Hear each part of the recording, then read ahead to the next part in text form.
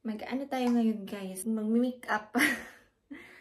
Wala na talaga akong Aveeno. Ayan na lang. So, ganito yung ginagawa ko pag mag-makeup ako.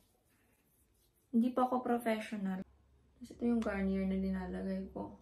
May party kami ngayon na pupuntahan. Binyag nung barkada ng asawa ko.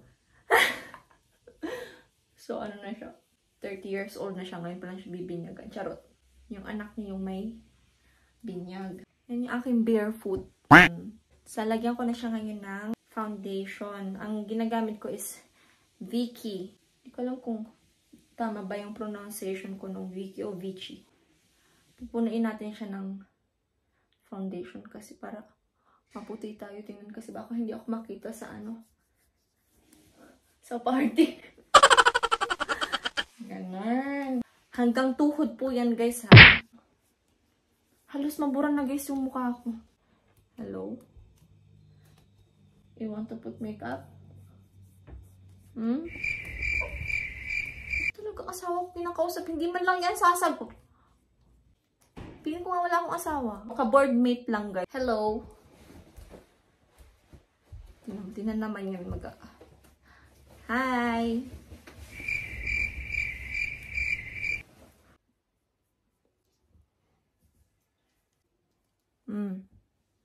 Kamukha ko na yung guys. Yung CEO ng Miss Universe. Sino nga yun? Yung taga Thailand. Kamukha ko na siya. Ganun. Itong ginagamit ko pa rin. Since high school. Hanggang ngayon. Ito pa rin yung gamit ko. Walang pagbabago guys. Ganun. Oh, pak. Hindi pantay. By finger lang yan ha. Daming difference, oh.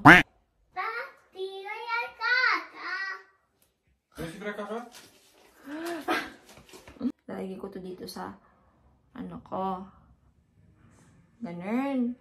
Pang contour bagas. Tapos yan, i-contour natin siyang ganyan.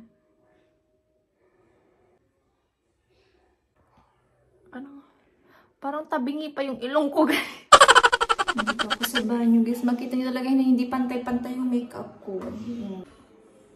Tapos, ang itim-itim panuting ako. Push mo lang yan, Yoshi. Yoshi, ba't ganyan ka pa natay, Yoshi? Kung kailan may ganat?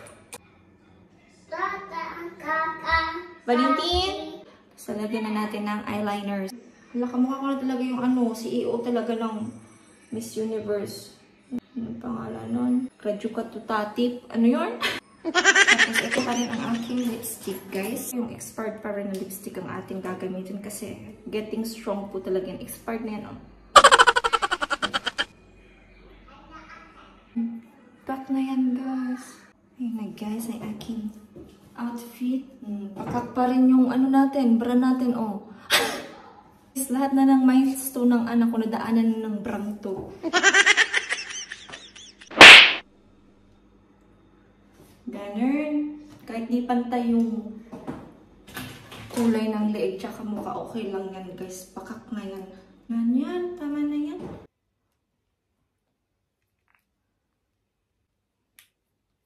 So, yun na guys. Yung bra ko lumalabas guys. Talagang gusto nito magpapansin na bra ko. Wala na yung